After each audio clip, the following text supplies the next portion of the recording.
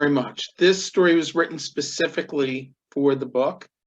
And what you should know ahead of time is I am reading in the voice, the story is written in the voice of a young girl. So try and imagine that as you hear my gruff voice. Second thoughts. People who aren't twins can't understand how special it is to be one. So let me tell you, it's like living in your own body and living outside at the same time. It's like having a best friend who's just like you, with whom you can swap clothing and copy homework and compare boyfriends without judgment. And there's an inexplicable psychic connection, an intuition. I can tell when my sister is happy or stressed or threatened. There's no logical explanation why the sharing of genetic material before birth should result in this. I share genes with both my father and mother, but have none of that same connection. My dad is the exact opposite of me, if that's possible. Unemotional, gruff, uncaring about how he makes other people feel, even to those he presumably loves, assuming he's capable of that. Mom is the other end of the spectrum, loving and emotional and supportive. Over the top dramatic, the yin to dad's yang in many ways.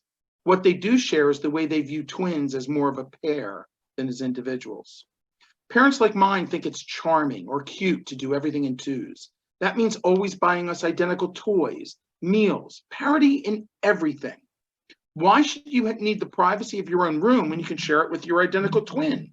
And birthdays, a celebration of individuality to nearly everyone else, ends up more about being sisters than being individuals. You learn that lesson early and are made to feel guilty when you put yourself above the privilege of the shared duality everyone else wishes they had.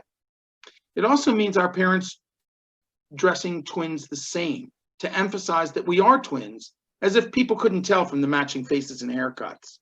Maybe they do it because it places themselves in the unique position to be able to tell us apart.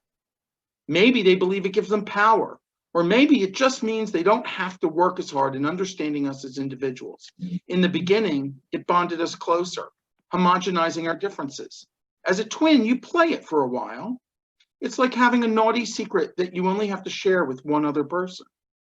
But when you reach middle school, even your friends tire of that game and invent their own differentiators for you.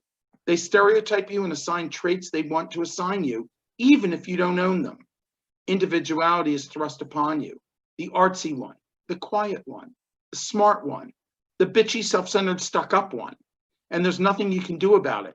Her friends are your friends' friends. By the time high school hits you, you're pretty much branded with no escape hatch available.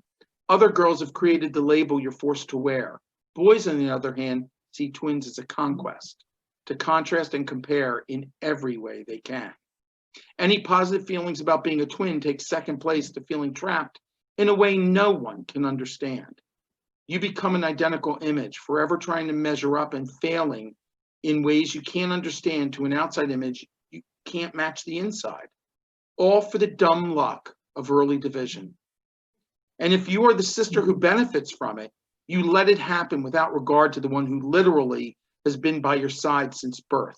You stand by and watch it envelope and crush your other half, inch by agonizing inch, because you don't want to touch it and drag you down in the same way.